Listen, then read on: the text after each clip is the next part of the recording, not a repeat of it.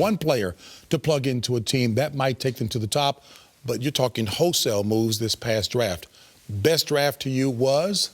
Look no further than Music City, JB. I know that's a far stretch. Wait a minute, where are you living now? Las Vegas, Okay, baby, go ahead. Okay, go ahead. But, well, no, the Tennessee Titans, if you think about what they've been able to do, switching out of the top 10 pick back into the top 10 pick and grabbing a Jack Conklin, passing on Laramie Tunsil a couple of times.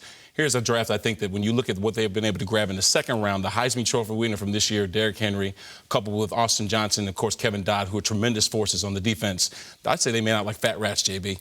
Which teams do you think this year will be the biggest surprise teams? JB, the Sheriff has ridden off into the sunset with Trigger, which basically makes the AFC West wide open. So I like the Oakland Raiders actually to be the surprise team this year. When you look at Carl Joseph, who I thought was a tremendous acquisition in the back end to replace a Charles Woodson, along with Khalil Mack, they've got the defense shoring up. And, of course, Derek Carr and Amari Cooper have done a phenomenal job of being big play threats for any defense. So I like the way the Oakland Raiders have actually kind of snuck up on things in the West. Even given that Peyton Manning clearly was not at his best, it was that defense that got it done all season long. You still think Oakland more so than Denver? Absolutely. I mean, I think that when you have the ability to run the football like the Oakland Raiders will have this year, coupled with the defense being able to keep it close in points, I really don't see this being a boat race with anybody. Tom Brady on the other side has to worry about a #1 defense in the Denver Broncos, and they can bring it from a lot of different areas. Absolutely. They've got some great guys in the back end. We saw what they did in free agency, bringing in Akeem Talib and T.J. Ward.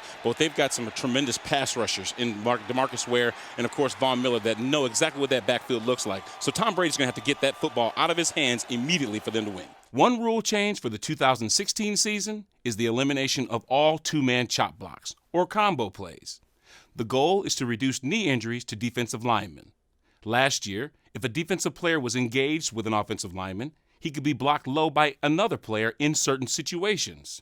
This year, if a player is engaged, any low block by another offensive player will result in a penalty. Now, one-on-one chop blocks are still legal. Teams like Denver and Seattle, which feature zone blocking schemes, will still use one-on-one cut blocking, as will teams that feature quick passing packages. As a former offensive lineman, I understand the attempt for player safety. But engagement can be a broad term, making the right call difficult.